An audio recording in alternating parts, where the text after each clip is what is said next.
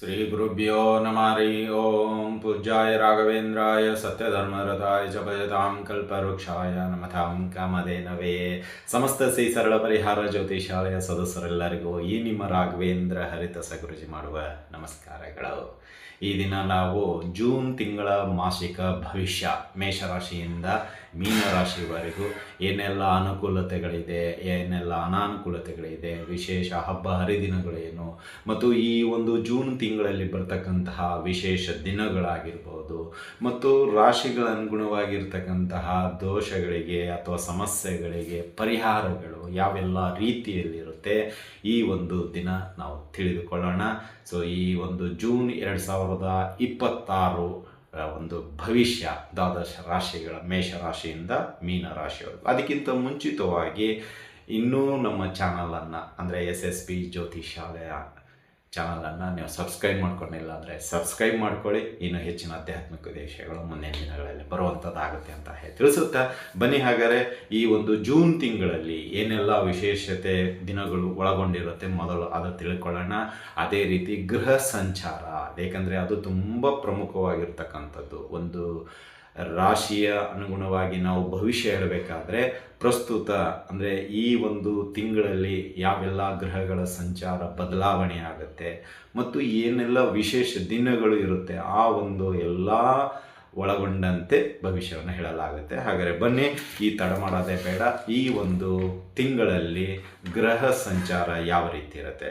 ಮೊದಲನೇ ತಾರೀಕು ಜೂನ್ 1ನೇ ತಾರೀಕು ನೋಡೋದಾದರೆ ಇಲ್ಲಿ ಶನಿ ಮೀನರಾಶಿಯಲ್ಲಿದ್ದಾರೆ, ರಾಹು ಕುಂಭರಾಶಿಯಲ್ಲಿದ್ದಾರೆ, ಗುರು ಮಿಥುನ ರಾಶಿಯಲ್ಲಿದ್ದಾರೆ. ಅಂದರೆ 1ನೇ ತಾರೀಕು ಮಾತ್ರ ಮಿಥುನ ರಾಶಿಯಲ್ಲಿದ್ದಾರೆ, 2ನೇ ತಾರೀಕು ಜಂಪ್ ಆಗಿಬಿಡ್ತಾರೆ. ಅದೇ ರೀತಿಯಾಗಿ ಗುರು ಶುಕ್ರ ಬುಧ ಒಟ್ಟಿಗೆ ಮಿಥುನ ರಾಶಿಯಲ್ಲಿ ಇದ್ದಾರೆ, ಕುಜ ಮೇಷರಾಶಿಯಲ್ಲಿದ್ದಾರೆ, ರವಿ ವೃಷಭ ರಾಶಿಯಲ್ಲಿದ್ದಾರೆ, ಕೇತು ಸಿಂಹ ರಾಶಿಯಲ್ಲಿ ಇದ್ದಾರೆ, ಇನ್ನು ಚಂದ್ರ ವೃಶ್ಚಿಕ ರಾಶಿಯಲ್ಲಿ ಇದ್ದಾರೆ. ಇದಿಷ್ಟು ಜೂನ್ ತಿಂಗಳ ಮೊದಲನೆಯ ದಿನದ ಗ್ರಹ ಸಂಚಾರ. 2ನೇ ದಿನಕ್ಕೆ ನಿಮಗೆ ಬದಲಾವಣೆ ಆಗ್ಬಿಡುತ್ತೆ. ಅಲ್ಲಿ ನಿಮಗೆ ಗುರು ಕರ್ಕಾಟಕ ರಾಶಿಗೆ ಬರುತ್ತೆ. ಉಳಿದಂತೆ ಎಲ್ಲ ಗ್ರಹಗಳು ಆಯಾ ಒಂದು 1ನೇ ತಾರೀಕು ಯಾವ ರೀತಿಯಲ್ಲಿ ಸಂಚಾರ ನಡೀತಾ ಇತ್ತೋ ಅಲ್ಲೇ ಇರುತ್ತೆ.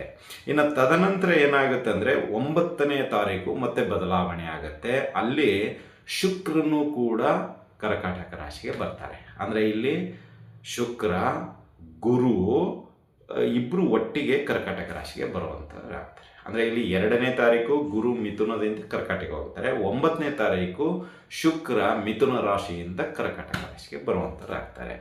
ಇನ್ನು ಅದೇ ರೀತಿಯಾಗಿ 16ನೇ ತಾರೀಕು ವೃಷಭದಿಂದ ಅಂದರೆ ಇಲ್ಲಿ ರವಿ ಸೂರ್ಯ ಗ್ರಹ ವೃಷಭದಿಂದ ಮಿಥುನ ರಾಶಿಗೆ ಬರುವಂಥವ್ರು ಆಗ್ತಾರೆ. ಈ ರೀತಿ ಬುಧ ಜೊತೆಗೆ ರವಿ ಕೂಡ ಅಲ್ಲಿ ಇರುವಂಥದ್ದಾಗತ್ತೆ ಅಂತಲೂ ಹೇಳ್ಬೋದು. ಇನ್ನು 21ನೇ ತಾರೀಕು ಕುಜ ಮೇಷರಾಶಿಯಿಂದ ವೃಷಭ ರಾಶಿಗೆ ಬರುವಂಥವ್ರು ಆಗ್ತಾರೆ ಅಂತಲೇ ಹೇಳ್ಬೋದು. ಇನ್ನು 23ನೇ ತಾರೀಕು ಕೆಲವು ಬದಲಾವಣೆಗಳೊಂದಿಗೆ ಅಂದರೆ ಇಲ್ಲಿ ಗುರು ಶುಕ್ರ ಬುಧ ಮೂರು ಒಟ್ಟಿಗೆ ಕರ್ಕಾಟಕ ರಾಶಿಯಲ್ಲಿ ಇರ್ತಾರೆ. ಸೊ ಈ ರೀತಿಯಲ್ಲಿ ಗ್ರಹ ಸಂಚಾರದ ಅನುಗುಣವಾಗಿ ಈ ಒಂದು ಜೂನ್ ತಿಂಗಳ ಭವಿಷ್ಯ ಮತ್ತು ಅದರ ಒಂದು ಪ್ರಮುಖ ದಿನಗಳನ್ನು ನೋಡೋದಾದರೆ ಮೊದಲನೆಯದಾಗಿ ಅಂದರೆ ಇಲ್ಲಿ 3ನೇ ತಾರೀಕು ಸಂಕಷ್ಟ ಚತುರ್ಥಿ ಇದೆ, 6ನೇ ತಾರೀಕು ಷಷ್ಠಿ ಇದೆ, ಆಮೇಲೆ 11ನೇ ತಾರೀಕು ನಿಮಗೆ ಪರಮ ಏಕಾದಶಿ ಬರುವಂಥದ್ದಾಗತ್ತೆ. ಅದೇ ರೀತಿಯಾಗಿ ಮಾಸಿಕ ಶಿವರಾತ್ರಿ 13ನೇ ತಾರೀಕು ಜೂನ್ ತಿಂಗಳಲ್ಲಿ ಇದೆ. ಇನ್ನು 15ನೇ ತಾರೀಕು ಅಮಾವಾಸ್ಯೆ ಇದೆ, ಅದೇ ದಿನ ಮಿಥುನ ಸಂಕ್ರಾಂತಿ ಇದೆ. ಅಂದರೆ ಈ ಅಧಿಕ ಮಾಸ ಇರೋದರಿಂದ ಈ ಜೂನ್ನಲ್ಲಿ ಯಾವುದೇ ರೀತಿಯ ಸೂರ್ಯ ಬದಲಾವಣೆ ಇರೋದಿಲ್ಲ. ಆದ್ದರಿಂದ ಅಧಿಕ ಮಾಸ ಮುಗಿದ ತಕ್ಷಣವೇ ಸೂರ್ಯ ಸಂಕ್ರಾಂತಿ ಅಮಾವಾಸ್ಯೆ ದಿನ ಆಗ್ತಾ ಇದೆ ಅಂತಲೂ ಹೇಳ್ಬೋದು. ಇನ್ನು ಅದೇ ರೀತಿ 18ನೇ ತಾರೀಕು ಗುರು ಪುಷ್ಯ ಯೋಗ ಕೂಡಿ ಬರ್ತಾ ಇದೆ.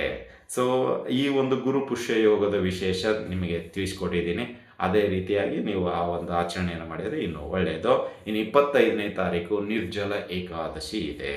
ಇನ್ನು ಅದೇ ರೀತಿಯಾಗಿ 28ನೇ ತಾರೀಕು ಶ್ರೀ ಶ್ರೀಪಾದರಾಜರ ಆರಾಧನೆ ಮುಳುಬಾಗಿಲು, ಕೋಲಾರ ಜಿಲ್ಲೆಯ ಮುಳುಬಾಗಿಲಲ್ಲಿರ್ತಕ್ಕಂಥ ಶ್ರೀಪಾದರಾಜರ ಮಠದಲ್ಲಿ ಶ್ರೀಪಾದರಾಜರ ಆರಾಧನೆ ನಡೆಯುತ್ತೆ. ಅದೇ ರೀತಿ ಉತ್ತರಾದಿ ಮಠ, ರಾಯರ ಮಠ, ಎಲ್ಲ ಮಠ ಮಾನ್ಯಗಳಲ್ಲಿ ಶ್ರೀಪಾದರಾಜರ ಆರಾಧನೆ, ಅವತ್ತು ಅಲಂಕಾರ ವಿಶೇಷ, ಬ್ರಾಹ್ಮಣರ ಒಂದು ಬಹುಜನ, ಸಾರ್ವಜನಿಕರ ಬಹುಜನ ಎಲ್ಲವೂ ಇರುತ್ತೆ.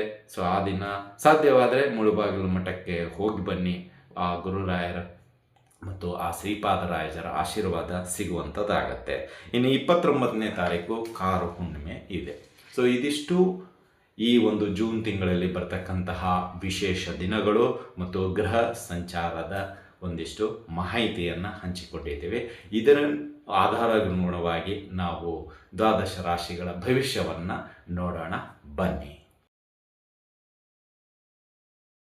ದ್ವಾದಶ ರಾಶಿಗಳಲ್ಲಿ ಮೊದಲನೇ ರಾಶಿಯಾಗಿರ್ತಕ್ಕಂತಹ ಮೇಷರಾಶಿ. ಈ ಮೇಷರಾಶಿಯವರಿಗೆ ಜೂನ್ ತಿಂಗಳಲ್ಲಿ ಅನುಕೂಲತೆ ಏನು, ಅನಾನುಕೂಲತೆ ಏನು ಮತ್ತು ಪರಿಹಾರಗಳು ಯಾವೆಲ್ಲ ರೀತಿಯಲ್ಲಿ ಇರುತ್ತೆ ಎಂಬುದನ್ನು ನೋಡೋಣ. ಇಲ್ಲಿ ಮೊದಲನೇದಾಗಿ ನಿಮಗೆ ಜೂನ್ ತಿಂಗಳಲ್ಲಿ ಮಿಶ್ರ ಫಲ ಇದೆ. ಅಂದರೆ ಈ ಕಡೆ ಲಾಭನೂ ಸಿಗುತ್ತೆ, ಸ್ವಲ್ಪ ನಷ್ಟನೂ ಇರುತ್ತೆ. ನಷ್ಟ ಯಾವುದರಿಂದ ಅಂತ ಹೇಳಿದರೆ ಶನಿ ಹಾಗೂ ಗುರು ಸ್ಥಾನ ಪಲ್ಲಟದಿಂದ ಕೆಲವೊಂದಿಷ್ಟು ಖರ್ಚುಗಳು ಬರುತ್ತೆ. ಹಾಗಾಗಿ ಇಲ್ಲಿ ನಿಮಗೆ ತೊಂದರೆ ಸಿಗ್ತಾ ಇರೋದೇ ಶನಿ ಯಂತ್ರ. ಅಂದರೆ ನಿಮಗಿಲ್ಲಿ ಈ ಒಂದು ಜೂನ್ ತಿಂಗಳಲ್ಲಿ ಈ ಶನಿ ಯಂತ್ರ ಕೆಲವೊಂದಿಷ್ಟು ಮಿಶ್ರ ಫಲಗಳು ನಿಮಗೆ ಬಲವಾಗಿ ಬರುವಂಥದ್ದಾಗತ್ತೆ ಅಂತಲೇ ಹೇಳ್ಬೋದು. ಅಂದರೆ ಇಲ್ಲಿ ನಿಮಗೆ ಒಂದು ಪಾಸಿಟಿವ್ ಅಂದರೆ ಶುಭ ಫಲಗಳನ್ನು ಫಸ್ಟ್ ತಿಳಿಸುವಂಥ ಪ್ರಯತ್ನ ಮಾಡೋಣ. ಇಲ್ಲಿ ಮೇಷರಾಶಿಯವ್ರಿಗೆ ಏನಾಗುತ್ತೆ ಅಂದರೆ ಉದ್ಯೋಗದಲ್ಲಿ ಒಳ್ಳೆಯ ಲಾಭ ಇದೆ. ಅಂದರೆ ಯಾರಾದರೂ ಉದ್ಯೋಗ ಹುಡುಕ್ತಾ ಇದ್ದರೆ ಉದ್ಯೋಗ ಸಿಗುತ್ತೆ, ಅಥವಾ ಉದ್ಯೋಗದಲ್ಲಿ ನೀವು ಆಲ್ರೆಡಿ ಇದ್ದರೆ ಜವಾಬ್ದಾರಿ ಜಾಸ್ತಿ ಆಗುತ್ತೆ, ಪ್ರಮೋಷನ್ ಸಿಗುತ್ತೆ, ಮತ್ತು ನಿಮ್ಮ ಒಂದು ಸ್ಯಾಲ್ರಿ ಏನಿದೆ ಅಲ್ಲ ಅದು ಹೈಕ್ ಆಗುವಂಥ ನಿಶ್ಚಲವಾಗಿದೆ. ಅಂದರೆ ನಿಮಗೆ ಅದು ಹೈಕ್ ಆಗುವಂಥದ್ದು ಇದೆ. ಈ ಜೂನ್ ತಿಂಗಳಲ್ಲಿ ನಿಮಗೆ ಎಲ್ಲೋ ಪ್ರಮೋಷನ್ ಸಿಕ್ಕು ಆ ಒಂದು ಡೆಸಿಗ್ನೇಷನ್ಗೆ ಏನು ಫಿಕ್ಸ್ ಇರುತ್ತೆ ಸ್ಯಾಲ್ರಿ ಅದು ಸಿಗುವಂಥದ್ದಾಗತ್ತೆ. ಇನ್ನು ಎರಡನೇದು ಶುಭ ಅಂತ ಹೇಳಿದರೆ ನಿಮ್ಮಲ್ಲಿ ಒಂದಿಷ್ಟು ಆತ್ಮವಿಶ್ವಾಸ ಜಾಸ್ತಿ ಆಗುತ್ತೆ. ಸೊ ಈ ಒಂದು ಸಮಯದಲ್ಲಿ ಜೂನ್ ತಿಂಗಳಲ್ಲಿ 1-15 ಒಂದಿಷ್ಟು ಆತ್ಮವಿಶ್ವಾಸಗಳು ನಿಮಗೆ ತುಂಬ ಅನುಕೂಲಕರವಾಗಿ ಇರುತ್ತೆ. ಅಂದರೆ ನಿಮ್ಮದೇ ಆದಂಥ ಒಂದು ಮೈಂಡ್ ಸೆಟ್ ಅಂತೀವಲ್ಲ ಅದು ವರ್ಕೌಟ್ ಆಗುವಂಥದ್ದಾಗುತ್ತೆ 1-15. ಇನ್ನು ಅಮಾವಾಸ್ಯೆ ಕಳೆದ ನಂತರ ಏನಾಗುತ್ತೆ ಅಂದರೆ ಸ್ವಲ್ಪ ಈ ಮಿಶ್ರ ಫಲ ಅಂದರೆ ಈ ಶನಿ ಯಂತ್ರ ನಿಮಗೆ ಏನಾಗುತ್ತೆ, ಸ್ವಲ್ಪ ಖರ್ಚುಗಳು ಬಲವಾಗಿ ಬರುವಂಥದ್ದಾಗತ್ತೆ. ಖರ್ಚುಗಳು ವಿಪರೀತ ಖರ್ಚುಗಳು ಬರುವಂಥದ್ದಾಗತ್ತೆ.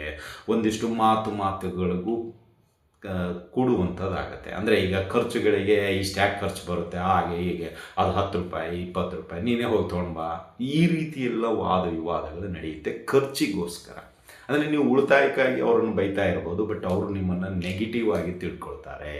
ಅಥವಾ ನಿಮ್ಮ ಒಂದು ಭಾಷೆ ಅವರಿಗೆ ಎಲ್ಲೋ ವ್ಯಾಘ್ರ ಅಥವಾ ಒಂಥರ ಕ್ರೂರಿ ರೂಪದಲ್ಲಿ ಕಾಣಿಸುವಂಥದ್ದಾಗುತ್ತೆ. ಯಾಕಂದರೆ ನಿಮಗೆ ಕೋಪ, ಏಕೆಂದರೆ ಮೇಷರಾಶಿಯವರಿಗೆ ತುಂಬ ಕೋಪ. ಏಕೆಂದರೆ ನಿಮ್ಮ ರಾಶಿ ಅಧಿಪತಿ ಕುಜ. ಆಟೋಮೆಟಿಕ್ಕಾಗಿ ಒಬ್ಬ ಸಜ್ಜನರು ತಿಳಿಸಿದರು ಮೇಷರಾಶಿಯವರು ತುಂಬ ಶಾಂತ, ಅವರು ಕೋಪನೇ ಮಾಡ್ಕೊಳ್ಳೋದಿಲ್ಲ ಅಂತ ಕಾಲ್ ಮಾಡಿ ಬೇರೆ ನನಗೆ ತಿಳಿಸಿದರು. ಬಟ್ ನಾವು ಅವ್ರಿಗೆ ಒಂದೇ ಹೇಳಿದ್ವಿ, ಸರ್ ನಿಮ್ಮದು ರಾಶಿ ಅದಾಗಿರಲ್ಲ, ಇಲ್ಲ ನೀವು ಸರಿಯಾಗಿ ತಿಳ್ಕೊಂಡಿರಲ್ಲ, ಅಥವಾ ನಿಮಗೆ ಅದರ ಬಗ್ಗೆ ಏನಿದೆ ಎಲ್ಲರದ್ದು ಕೇಳಿ ಒಂಥರ ನಿಮ್ಗೆ ಅದರ ಭಾವನೆ ಹೊರಟೋಗಿದೆ ಅಂತ ಹೇಳಿದೆ.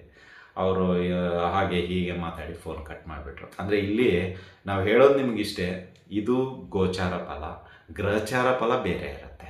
ಗ್ರಹಚಾರ ಫಲ ಅಂದರೆ ನಿಮ್ಮ ಭುಕ್ತಿ ಮತ್ತು ನಿಮ್ಮ ಜಾತಕದಲ್ಲಿರ್ತಕ್ಕಂತಹ ಗ್ರಹ ಸಂಚಾರ ಮತ್ತು ಇನ್ನಿತರ ಕೆಲವು ಒಳಗೊಂಡಂತೆ ಆ ಒಂದು ಗ್ರಹಚಾರ ಫಲ ನಿಖರವಾಗಿ ನಿಮ್ಮ ರಾಶಿಗೆ ಅನುಗುಣವಾಗಿರುತ್ತೆ.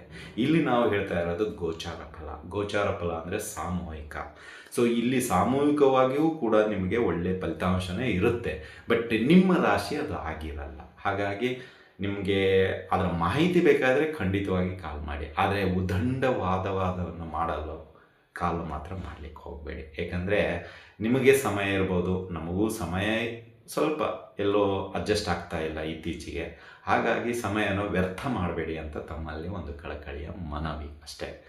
ಸೊ ಇಲ್ಲಿ ವಿಷಯಕ್ಕೆ ಬರೋದಾದರೆ ಅಂದರೆ ಇಲ್ಲಿ ಜೂನ್ ತಿಂಗಳಲ್ಲಿ ಏನಾಗುತ್ತೆ ಅಂದರೆ ಮೇಷರಾಶಿಯವರಿಗೆ ಸ್ವಲ್ಪ ಕೋಪ ತಾಪ ಮತ್ತು ಸಿಟ್ಟಿನಲ್ಲಿ ಕೆಲವು ನಿರ್ಧಾರಗಳು ಮತ್ತು ಒಂದಿಷ್ಟು ಎಲ್ಲೋ ಸಣ್ಣ ಪುಟ್ಟ ಮಾತುಗಾರಿಕೆ ಏರು ಧ್ವನಿಯಲ್ಲಿ ಬರುವಂಥದ್ದು ಇದೆಲ್ಲವೂ ನಿಮಗೆ ಈ ಒಂದು ಜೂನ್ ತಿಂಗಳಲ್ಲಿ ಕಾಣುವಂಥದ್ದಾಗತ್ತೆ.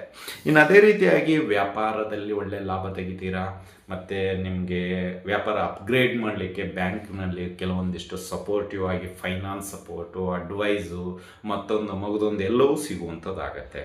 ಅಥವಾ ಅದನ್ನು ವ್ಯಾಪಾರ ಇನ್ನೊಂದು ಬ್ರ್ಯಾಂಚ್ ಮಾಡಲಿಕ್ಕೆ ಅನುಕೂಲಕರವಾಗಿರುವ ವಾತಾವರಣವು ಕೂಡ ಇದೆ ಅಂತಲೇ ಹೇಳ್ಬೋದು. ಇನ್ನು ಅದೇ ರೀತಿಯಾಗಿ ಷೇರು ಮಾರುಕಟ್ಟೆ, ಈ ಸಣ್ಣ ಪುಟ್ಟ ಉಳಿತಾಯ ಅಂತೀವಲ್ಲ, ಅದರಿಂದ ಲಾಭ ನಿಮಗೆ ಸಿಗುತ್ತೆ ಆರ್ಥಿಕವಾಗಿ. ಅಂದರೆ ಶೇರ್ನಲ್ಲಿ ಏನಾದರೂ ನೀವು ದುಡ್ಡು ಹಾಕಿದ್ದೆ ಆಯ್ತಿದ್ದಲ್ಲಿ ಹಳೆಯದು, ಅದು ಈಗ ಲಾಭವಾಗಿ ಬರುತ್ತೆ. ಬಟ್ ಈ ತಿಂಗಳು ಏನಾದರೂ ನೀವು ಇನ್ವೆಸ್ಟ್ಮೆಂಟ್ ಮಾಡಿದರೆ ಕಳ್ಕೊಳ್ತೀರ. ಇದು ನಾವು ಹೇಳ್ತಾ ಇರೋದು ಹಳೆಯದು. ಅಂದರೆ ಯಾವಾಗೋ ಜೂನು ಏನಂತೀರ ಲಾಸ್ಟ್ ಜೂನಲ್ಲೋ ಏನೋ ನೀವು ಇನ್ವೆಸ್ಟ್ಮೆಂಟ್ ಮಾಡಿರ್ತೀರಿ ಯಾವುದೋ ಒಂದು ಶೇರಿಗೆ, ಅಥವಾ ಸಣ್ಣ ಪುಟ್ಟ ಚೀಟ್ ಫಂಡ್ಸ್ ಅಂತೀವಲ್ಲ, ಚೀಟಿ ವ್ಯವಹಾರದ, ಆದರೆ ಜೂನಿಗೆ ಅದು ಸಿಗುತ್ತೆ. ಬಟ್ ಇದೇ ಜೂನ್ ತಿಂಗಳಲ್ಲಿ ನೀವು ಹೊಸದಾಗಿ ಶೇರ್ಗಳನ್ನು ಕೊಂಡ್ಕೊಳ್ಳುವಂಥದ್ದಾಗಿರಲಿ, ಅಥವಾ ಈ ಸಣ್ಣ ಪುಟ್ಟ ಚೀಟಿ ವ್ಯವಹಾರಕ್ಕೆ ಕೈ ಹಾಕುವಂಥದ್ದಾಗಿರಲಿ, ಹಾಕಿದ್ದೇ ಅದರಲ್ಲಿ ವಂಚನೆಗೆ ಒಳಗಾಗ್ತೀರಾ ಅಥವಾ ಮೋಸ ಆಗುವಂಥದ್ದು ನಿಚ್ಚಳವಾಗಿರುತ್ತೆ ಮೇಷರಾಶಿಯವರಿಗೆ ಅಂತಲೇ ಹೇಳ್ಬೋದು. ಹಳೆಯದ್ರಿಂದ ಲಾಭ ಇದೆ, ಆದರೆ ಹೊಸದಿಂದ ನಷ್ಟ ಇದೆ. ಅದಕ್ಕೆ ಹೇಳ್ತಾ ಇರೋದು ಮಿಶ್ರ ಫಲ. ಅಂದರೆ ಯಾಕೆ ಮಿಶ್ರ ಫಲ ಅಂದರೆ ಕೆಲವೊಂದಿಷ್ಟು ಲಾಭಗಳಿದೆ, ಕೆಲವೊಂದಿಷ್ಟು ನಷ್ಟಗಳಿದೆ. ಲಾಭ ಅಂತ ಬಂದರೆ ನಿಮಗೆ ಹಳೆಯದ್ದು ಸಿಗುವಂಥದ್ದು, ನಷ್ಟ ಅಂತ ಬಂದರೆ ಈ ತಿಂಗಳಲ್ಲಿ ಹೊಸದಾಗಿ 2026 ಜೂನ್ ತಿಂಗಳಲ್ಲಿ ಏನಾದರೂ ಬೇರೆ ಒಳ್ಳೆಯ ಮಾರ್ಕೆಟ್ ಇದೆ, ಶೇರ್ ಚೆನ್ನಾಗಿ ಓಡ್ತಾ ಇದೆ ಅಂತ ತೊಗೊಂಡಿದ್ದೆ, ಅದರಲ್ಲಿ ತೊಗೊಂಡ ಗಳಿಗೆ ಅಂತಲೇ ಅದು ಡೌನ್ ಆಗಿರುತ್ತೆ. ಸೊ ನಿಮಗೆ ತುಂಬ ಅನಾನುಕೂಲ ಮುಂದಿನ ದಿನಗಳಲ್ಲಿ ಗೊತ್ತಾಗುತ್ತೆ ಅಂತಲೇ ಹೇಳ್ಬೋದು. ಇನ್ನು ಅದೇ ರೀತಿಯಾಗಿ ಒಂದಿಷ್ಟು ಈ ಅಮಾಸೆ ಕಳೆದ ನಂತರ ಆರೋಗ್ಯದಲ್ಲಿ ಏರುಪೇರು ಉಂಟಾಗುತ್ತೆ. ಅಂದರೆ ನಿಮ್ಮ ಒಂದು ಆರೋಗ್ಯ ಒಂದು ಸ್ವಲ್ಪ ಎಲ್ಲೋ ಹೊಟ್ಟೆ ನೋವಾಗಿರ್ಬೋದು, ತಲೆನೋವಾಗಿರ್ಬೋದು, ಹಲ್ಲು ನೋವುಗಳಾಗಿರ್ಬೋದು, ಇವು ಸ್ವಲ್ಪ ನಿಮಗೆ ಹೈಲೈಟ್ ಆಗುವಂಥದ್ದಾಗುತ್ತೆ. ಡೈಜೆಷನ್ ಪವರ್ ಲೆಸ್ ಆಗುತ್ತೆ. ಅಂದರೆ ಹೊಟ್ಟೆ ಬೇಗ ಕರಗೋದಿಲ್ಲ. ಏನಾದರೂ ತಿನ್ನುವಂಥ ಪದಾರ್ಥ ನೀವು ಎಷ್ಟೇ ಮೆದು ಪದಾರ್ಥ ತಿಂದ್ರೂ ಹೊಟ್ಟೆ ಸ್ವಲ್ಪ ಯಾಕೋ ಗಡಗಡ ಅಂತ ಸೌಂಡ್ ರೀತಿಯಲ್ಲಿ ಇರುತ್ತೆ. ಸೊ ಹಾಗಾಗಿ ಇದಕ್ಕೆ ನೀವು ಮಾಡಬೇಕಾಗಿರೋದಿಷ್ಟೇ, ತಿಳಿ ಮಜ್ಜಿಗೆ ಅಥವಾ ಒಂದಿಷ್ಟು ಗಂಜಿ, ಈ ಪದಾರ್ಥವನ್ನು ನೀವು ಸೇವನೆ ಮಾಡಿದ್ದೇ ಆದಲ್ಲಿ ನಿಮಗೆ ಕಂಟ್ರೋಲ್ ಸಿಗುವಂಥದ್ದಾಗತ್ತೆ ಅಂತಲೇ ಹೇಳ್ಬೋದು. ಇನ್ನು ಅದೇ ರೀತಿಯಾಗಿ ಕುಟುಂಬದವರ ಜೊತೆ ಹೊಂದಾಣಿಕೆಯಿಂದ ಇರಲು ಪ್ರಯತ್ನ ಮಾಡ್ತೀರಾ. ಈ ಮೇಷರಾಶಿಯವರು ತುಂಬ ಪ್ರಯತ್ನ ಪಡ್ತೀರಾ, ಆದರೆ ಅವರು ನಿಮ್ಮ ಬಗ್ಗೆ ಅಪನಂಬಿಕೆ ಜಾಸ್ತಿ ಇರುತ್ತೆ. ಒಂದು ರೀತಿ ಎಲ್ಲೋ ನಿಮ್ಮನ್ನು ಅವರು ದೂರ ಸರಿಸುವಂಥದ್ದಾಗಿರುತ್ತೆ. ಬಟ್ ನೀವು ಅವ್ರಿಗೆ ಹತ್ತಿರ ಹೋಗುವಂಥದ್ದಾಗತ್ತೆ. ಮಾತುಕತೆ ಅಂದರೆ ಎಲ್ಲೋ ಕಾಂಪ್ರಮೈಸ್ ಮಾಡ್ಕೊಳ್ಳೋಣ ಅಂತ ಪ್ರಯತ್ನ ಮಾಡ್ತೀರಾ. ಸೊ ಸ್ವಲ್ಪ ಸಫಲ ಆಗುತ್ತೆ. ಒಂದು ಸ್ವಲ್ಪ ಅವರು ಯಾಕೋ ನಾಟ್ ಇಂಟ್ರೆಸ್ಟೆಡ್ ಅಂತೀವಲ್ಲ, ಆ ರೀತಿ ತೋರಿಸುವಂಥದ್ದಾಗತ್ತೆ. ಸೊ ಅದೇ ರೀತಿಯಾಗಿ ಕೆಲವು ತಾಣಗಳಿಗೆ ಭೇಟಿ ಕೊಡುವಂಥದ್ದಾಗತ್ತೆ. ಮತ್ತು ತಿಂಗಳ ಕೊನೆಯ ಭಾಗದಲ್ಲಿ ಮನೆಯಲ್ಲಿ ಇರತಕ್ಕಂಥ ಹಿರಿಯ ಸದಸ್ಯರ ಅನಾರೋಗ್ಯದ ಸಮಸ್ಯೆಗೆ ಖರ್ಚುಗಳು ವಿಪರೀತ ಬರುತ್ತೆ. ನಿಮ್ಮ ಮನೆಯಲ್ಲಿ ಯಾರು ಹಿರಿಯರು ಇರ್ತಾರೋ ಅವರ ಅನುಗುಣವಾಗಿ ನಿಮ್ಮ ತಲೆ ಮೇಲೆ ಬರುವಂಥದ್ದಾಗತ್ತೆ ಖರ್ಚುಗಳು. ಸೊ ಹಾಗಾಗಿ ಸ್ವಲ್ಪ ಹುಷಾರಾಗಿರಿ. ಸೊ ಈ ಒಂದು ಸಮಯದಲ್ಲಿ ಸಾಧ್ಯವಾದಷ್ಟು ಬೇಗ ಅದಕ್ಕೆ ಟ್ರೀಟ್ಮೆಂಟ್ ಕೊಡಿಸಿದರೆ ತುಂಬ ಉತ್ತಮ ಅಂತಲೇ ಹೇಳ್ಬೋದು. ಇನ್ನು ವಿದ್ಯಾರ್ಥಿಗಳಿಗೆ ಈ ಒಂದು ತಿಂಗಳು ಒಳ್ಳೆಯ ಭವಿಷ್ಯ ಇದೆ, ಓದುವ ಆಸಕ್ತಿ ಬೆಳೆಯುತ್ತೆ. ಇನ್ನು ಅದೇ ರೀತಿ ಲಾಯರು, ಕ್ರೀಡಾಪಟು ಮತ್ತು ಇನ್ನಿತರ ವೃತ್ತಿಯಲ್ಲಿರ್ತಕ್ಕಂಥವರಿಗೆ ಈ ತಿಂಗಳು ನಿಮಗೂ ಕೂಡ ಮಿಶ್ರ ಫಲ ಸಿಗುವಂಥದ್ದಿರುತ್ತೆ. ಮತ್ತು ಈ ತಿಂಗಳಲ್ಲಿ ಆದಷ್ಟು ತಾಳ್ಮೆಯಿಂದ ಎಷ್ಟು ನೀವು ಇರ್ತೀರೋ ಅಷ್ಟು ನಿಮಗೆ ಅನುಕೂಲ, ಎಷ್ಟು ಸಿಟ್ಟಿನಿಂದ ನಿರ್ಧಾರ ತಗೊಳ್ತೀರೋ ಅಷ್ಟು ನಿಮಗೆ ನಷ್ಟ. ಅದನ್ನೇ ಮಿಶ್ರ ಫಲ ಅಂತ ಹೇಳೋದು. ತಾಳ್ಮೆ ಇದ್ದರೆ ನಿಮಗೆ ಶುಭ ಫಲ, ಕೋಪ ಇದ್ದರೆ ಮಿಶ್ರ ಫಲ, ಅಷ್ಟೇ ಸಿಂಪಲ್ ಆಗಿರಬೇಕಂದ್ರೆ. ಇನ್ನು ಪರಿಹಾರದ ವಿಷಯಕ್ಕೆ ಬರೋದಾದರೆ ಮೇಷರಾಶಿಯವರಿಗೆ ವಿಷ್ಣು ಸಹಸ್ರನಾಮ ಸ್ತೋತ್ರ ಮರಿಬೇಡಿ, ಸಾಧ್ಯವಾದಷ್ಟು ಹೇಳಿ. ಅದೇ ರೀತಿ ಶನಿ ಅಷ್ಟೋತ್ರ, ಶನಿ ಸ್ತೋತ್ರ, ಶನಿಗೆ ಸಂಬಂಧಪಟ್ಟಂತಹ ದಾನಗಳು, ಕರಿ ಎಳ್ಳು, ಕರಿ ಬಟ್ಟೆ, ನೀಲಿ ಬಟ್ಟೆ, ಎಳ್ಳೆಣ್ಣೆ, ಇವುಗಳನ್ನು ನೀವು ಶನೇಶ್ವರನಿಗೆ ದಾನವಾಗಿ ಸಮರ್ಪಿಸಿ. ಇದರಿಂದ ನಿಮ್ಮ ಕಷ್ಟ ಕಾರ್ಪಣ್ಯಗಳು ದೂರವಾಗುತ್ತೆ. ಅದೇ ರೀತಿಯಾಗಿ ಈಗ ಅಧಿಕ ಮಾಸ. ಸೊ ನೀವು ಬ್ರಾಹ್ಮಣರಿಗೆ ಯಾವುದಾದ್ರೂ ಮಾವಿನಹಣ್ಣು, ಬಾಳೆಹಣ್ಣು, ಹಲಸಿನ ಹಣ್ಣು 33 ನಂಬರ್ಗಳನ್ನು ಒಂದು ಅಡಿಕೆ ತಟ್ಟೆಯಲ್ಲಿ ಹಾಕಿ ಯಥಾಭಕ್ತಿ ಯಥಾಶಕ್ತಿ ದಕ್ಷಿಣೆಯೊಂದಿಗೆ ಅವರಿಗೆ ಸಮರ್ಪಿಸಿ. ಇದರಿಂದ ನಿಮ್ಮ ಒಂದಿಷ್ಟು ಕಷ್ಟ ಕಾರ್ಪಣ್ಯಗಳು ದೂರವಾಗುತ್ತೆ ಅಂತಲೇ ಹೇಳ್ಬೋದು. ಇದಾಗಿತ್ತು ಜೂನ್ ತಿಂಗಳ ಮೇಷರಾಶಿಯವರ ಮಾಸಿಕ ಭವಿಷ್ಯ. ಈ ಒಂದು ಭವಿಷ್ಯ ನಿಮ್ಗೆ ಇಷ್ಟ ಆಗಿದ್ದರೆ ಲೈಕ್ ಮಾಡಿ, ಜಾಸ್ತಿ ಇಷ್ಟ ಆಗಿದ್ದರೆ ಶೇರ್ ಮಾಡಿ, ಹಾಗೂ ನಮ್ಮ SSP ಜ್ಯೋತಿಷ್ಯಾಲಯ ಯೂಟ್ಯೂಬ್ ಚಾನಲ್ ಬಗ್ಗೆ ನಿಮ್ಮ ಅನಿಸಿಕೆ ಅಭಿಪ್ರಾಯಗಳನ್ನು ಹಂಚಿಕೊಳ್ಳಿ, ಮರೆಯದೆ ಸಬ್ಸ್ಕ್ರೈಬ್ ಮಾಡಿಕೊಳ್ಳಿ ಅಂತ ಹೇಳ್ತಾ ಇಲ್ಲಿಗೆ ವಿಷಯ ಮುಗಿಸ್ತಾ ಇದ್ದೀವಿ. ಮತ್ತೆ ಮುಂದಿನ ರಾಶಿಯೊಂದಿಗೆ ಭೇಟಿಯಾಗೋಣ. ಅಲ್ಲಿವರೆಗೂ ಶುಭಮಸ್ತು, ಶುಭಂ ಭೂಯಾತ್, ಸರ್ವೇ ಜನಃ ಸುಖಿನೋ ಭವಂತು.